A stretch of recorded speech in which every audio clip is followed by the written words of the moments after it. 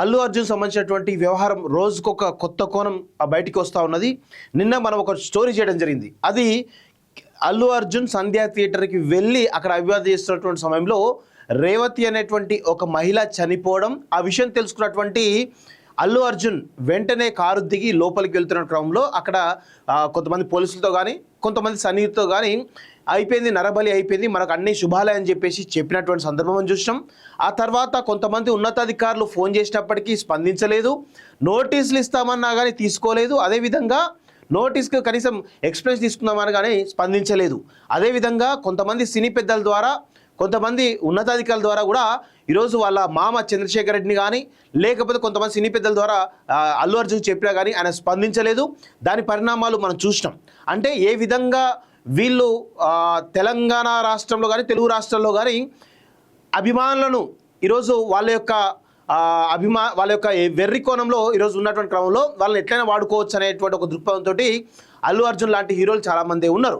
ఆయన తర్వాత జైలు పోవడం, విడుదలవ్వడం, ఆ తర్వాత జరిగినటువంటి డ్రామాలన్నీ కూడా ఏదో గడకార్యం సాధించినట్టు హీరోలంతా ఆయన ఇంటికి వెళ్ళి క్యూ కట్టడం, ఇవన్నీ చూసినాం. సో ఈరోజు కొత్తగా మనం చెప్పాల్సిన విషయం ఏంటంటే, పోలీసులు వీళ్ళు ఏం చెప్తున్నారు, సంధ్యా థియేటర్ యజమాని ఏం చెప్తా ఉన్నారు, మేము పర్మిషన్ అడిగినామని చెప్తా ఉన్నారు.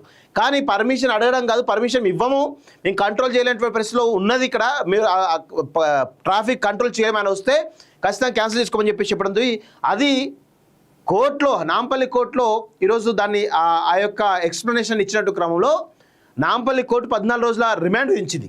కానీ హైకోర్టు మాత్రం ఆ యొక్క ఎక్స్ప్లెనేషన్ని పట్టించుకోకుండా 14 రోజుల రిమాండ్ విధించింది. దాని వెనకాల చాలా రాజకీయ కారణాలు కూడా ఉన్నాయి. ఎందుకంటే ప్రస్తుతం ఉన్నటువంటి జడ్జి ఎవరైతే ఉన్నారో ఆమె ఎవరి హయాంలో అపాయింట్ అయిందో ఏందో అనేది ఇటు కొన్ని అనుమానాలు చాలా బలంగా వినిపిస్తూ ఉన్నాయి. సో అందుకే న్యాయస్థానాలు ఎప్పుడు కూడా ఈరోజు రాజ్యాంగం ప్రకారం నడుచుకోలేవు, చట్టాల ప్రకారం అసలు నడుచుకోలేవు. ఇవి ఖచ్చితంగా సామాన్యులకు ఒక న్యాయము, ఈరోజు పెద్దవాళ్ళకు ఒక న్యాయము అనేటువంటి కోణంలో మాత్రమే ఈరోజు న్యాయస్థానాలు ఉన్నాయి అనేటువంటి విషయాన్ని మనందరం కూడా గుర్తుపెట్టుకోవాల్సిన అవసరం అయితే ఉంది. అందుకే న్యాయస్థానాల మీద ఈరోజు భారతదేశంలో ఖచ్చితంగా ఒక నమ్మకం అయితే కోల్పోతున్నటువంటి విషయం మనం చూస్తూ ఉన్నాం.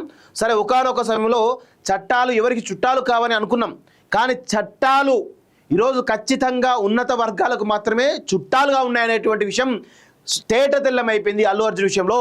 ఈరోజు లోయర్ కోర్టు ఏమో ఆయనకు 14 రోజులు రిమాండ్ ఇస్తే హైకోర్టు ఏమో దాన్ని తోసిరాదని చెప్పేసి ఈరోజు మధ్యంతర బెయిల్ ఇవ్వడం జరిగింది. దీన్ని ఖచ్చితంగా ఈరోజు ఈ చట్టాలపైన ఈరోజు మనకున్నటువంటి గౌరవం మొత్తం కూడా పోతున్నటువంటి విషయం మనందరం కూడా గమనించాలి. భారతీయ చట్టాలు అనేవి ఖచ్చితంగా రాసిపెట్టుకుని ఒక సామాన్యుడు నేను చెప్తా ఉన్నాను, ఇవి కేవలం చట్టాలు అనేవి ఉన్నత వర్గాలకు చుట్టాలుగా ఉన్నాయి తప్ప సామాన్యులకు చుట్టాలుగా లేవు, సామాన్యులకు అనుకూలంగా లేవు అనేటువంటి విషయాన్ని చాలా స్పష్టంగా మనం చెప్పగలం మిత్రులారా. సో సంధ్యా థియేటర్ యాజమాన్యం వాళ్ళు ఈ లెటరు దాదాపు వాళ్ళు ఇచ్చినటువంటి విషయం మనం చూస్తూ ఉన్నాం. ఇది చిక్కడపల్లి పిఎస్కు సంధ్యా థియేటర్ వాళ్ళు ఇచ్చినటువంటి లెటర్. ఇది అందరూ కూడా బయటకు వచ్చింది. కానీ దీనికి రిప్లై కూడా ఈరోజు సంధ్యా థియేటర్ యాజమాన్యానికి అక్కడ చిక్కడపల్లి పోలీస్ స్టేషన్ వాళ్ళు ఇచ్చినటువంటి రిప్లై, ఇందులో చాలా క్లియర్గా చెప్పడం జరిగింది. మేము బందోబస్తు ఇవ్వలేము, ఆ హీరోయిన్లు కానీ ఎవరైతే క్రూ వస్తున్నారో వాళ్ళని క్యాన్సిల్ చేసుకోమని చెప్పేసి ఈ లెటర్ను ఈరోజు సంధ్యా థియేటర్ వాళ్ళకి ఇవ్వడం జరిగింది.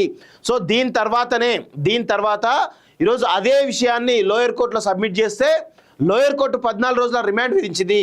అదే హైకోర్టులో ఈ విషయాన్ని చెప్తే పట్టించుకోలేదు. ఎందుకంటే అక్కడ చట్టం అంతా అమ్ముడుపోయిందని చెప్పేసి అనుకోవచ్చు.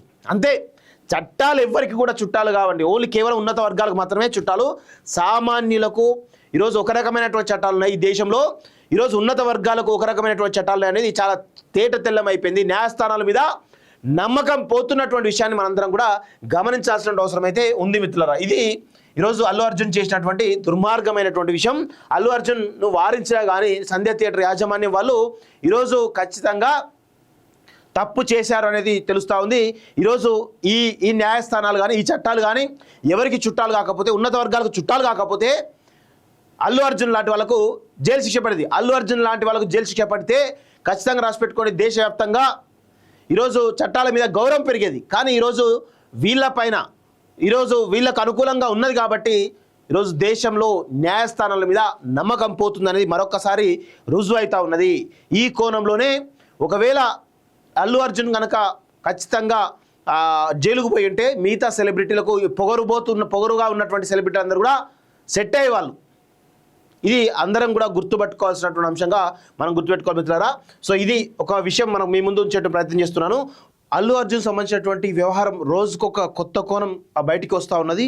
నిన్న మనం ఒక స్టోరీ చేయడం జరిగింది. అది అల్లు అర్జున్ సంధ్యా థియేటర్కి వెళ్ళి అక్కడ అభివాదం చేస్తున్నటువంటి సమయంలో రేవతి అనేటువంటి ఒక మహిళ చనిపోవడం, ఆ విషయం తెలుసుకున్నటువంటి అల్లు అర్జున్ వెంటనే కారు దిగి లోపలికి వెళ్తున్న క్రమంలో అక్కడ కొంతమంది పోలీసులతో కానీ కొంతమంది సన్నిహితులతో కానీ అయిపోయింది, నరబలి అయిపోయింది, మనకు అన్ని శుభాలే అని చెప్పేసి చెప్పినటువంటి సందర్భం చూసినాం. ఆ తర్వాత కొంతమంది ఉన్నతాధికారులు ఫోన్ చేసినప్పటికీ స్పందించలేదు, నోటీసులు ఇస్తామన్నా కానీ తీసుకోలేదు, అదేవిధంగా నోటీస్కి కనీసం ఎక్స్ప్రెస్ తీసుకుందామని కానీ స్పందించలేదు. అదేవిధంగా కొంతమంది సినీ పెద్దల ద్వారా, కొంతమంది ఉన్నతాధికారుల ద్వారా కూడా ఈరోజు వాళ్ళ మామ చంద్రశేఖర్ రెడ్డిని కానీ లేకపోతే కొంతమంది సినీ పెద్దల ద్వారా అల్లు అర్జున్ చెప్పినా కానీ ఆయన స్పందించలేదు. దాని పరిణామాలు మనం చూసినాం. అంటే ఏ విధంగా వీళ్ళు తెలంగాణ రాష్ట్రంలో కానీ తెలుగు రాష్ట్రాల్లో కానీ అభిమానులను ఈరోజు వాళ్ళ యొక్క వెర్రి కోణంలో ఈరోజు ఉన్నటువంటి క్రమంలో వాళ్ళని ఎట్లయినా వాడుకోవచ్చు అనేటువంటి ఒక దృక్పథంతో అల్లు అర్జున్ లాంటి హీరోలు చాలామంది ఉన్నారు. ఆయన తర్వాత జైలు పోవడం, విడుదలవ్వడం, ఆ తర్వాత జరిగినటువంటి డ్రామాలన్నీ కూడా ఏదో గడకార్యం సాధించినట్టు హీరోలంతా ఆయన ఇంటికి వెళ్ళి క్యూ కట్టడం, ఇవన్నీ చూసినాం. సో ఈరోజు కొత్తగా మనం చెప్పాల్సిన విషయం ఏంటంటే, పోలీసులు వీళ్ళు ఏం చెప్తున్నారు, సంధ్యా థియేటర్ యజమాని ఏం చెప్తా ఉన్నారు, మేము పర్మిషన్ అడిగినామని చెప్తా ఉన్నారు. కానీ పర్మిషన్ అడగడం కాదు, పర్మిషన్ ఇవ్వము, మేము కంట్రోల్ చేయలేనటువంటి పరిస్థితిలో ఉన్నది. ఇక్కడ మీరు ట్రాఫిక్ కంట్రోల్ చేయమని వస్తే ఖచ్చితంగా క్యాన్సిల్ చేసుకోమని చెప్పి చెప్పడం, అది కోర్టులో, నాంపల్లి కోర్టులో ఈరోజు దాన్ని ఆ యొక్క ఎక్స్ప్లెనేషన్ ఇచ్చినట్టు క్రమంలో నాంపల్లి కోర్టు 14 రోజుల రిమాండ్ విధించింది.